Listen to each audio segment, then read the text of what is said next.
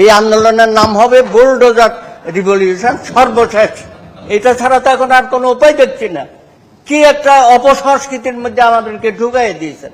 আমরা তো কখনো এরকম ছিলাম না, নামটাও নির্ধারণ করতে পারলাম না। আমরা 52-এর ভাষা আন্দোলন বলি, 62 শিক্ষা আন্দোলন বলি, 69-এর মহান গণ অভ্যুত্থান বলি, 71-এর মহান মুক্তিযুদ্ধ বলি। এগুলো নিয়ে তো কোনো দ্বিমত হয় না। আমরা সকলে ঐক্যমতের ভিত্তিতে এই নামগুলো আমরা ডিসাইড করে ফেলেছি, এমনকি 90-এর গণ অভ্যুত্থান। এখন এইটা নিয়ে কেন এত টানা হেঁচড়া হচ্ছে? আমরা কি এটা ছেলের হাতের মোয়ার মতো আর কি? কখন যে কি বলতেছি, এই যে আপনি বলেন ছাত্র জনতা কোথায়? এখন ছাত্ররাই তো দেশ চালাইতেছে। কয়েকজন উপদেষ্টা নিয়েছেন, বলা হচ্ছে শিশু উপদেষ্টার এনজিওগ্রাম বলে না এখন, হ্যাঁ, শিশু উপদেষ্টা সরকার বা শিশু, হ্যাঁ না, এখন একটু অন্যদিকে চলে গেছে। একটা মহা বিপদের মধ্যে আছে ভাই। ছাত্ররা, তোমরা তো মনে হচ্ছে যেন বাংলাদেশে বা পাকিস্তানের সময় কোনো ছাত্র ছিল না।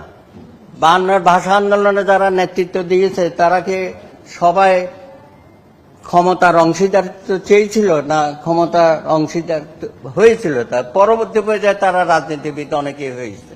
62-তে শেষ পর্যন্ত আমি এটাকে বলি বুলডোজার রিভলিউশন। এই আন্দোলনের নাম হবে বুলডোজার রিভলিউশন, সর্বশেষ।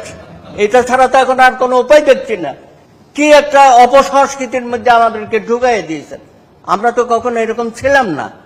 তা আজকে সমস্ত অর্জনগুলোকে আপনারা ব্যর্থ করে দিচ্ছেন, অতীত ইতিহাসকে আপনারা শেষ করে দিচ্ছেন, 71-কে মুছে ফেলবেন, 72-এর সংবিধানকে মুছে ফেলবেন। কি হয়েছে দেশটার মধ্যে? প্রতিটা অর্জনে তো আমাদের গর্বের বিষয়। আমরা তো আপনাদেরকে সম্মান করতে চাই।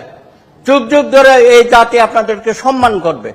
গর্বের সাথে সহস্রাধিক শহীদকে আমরা স্মরণ করতে চাই।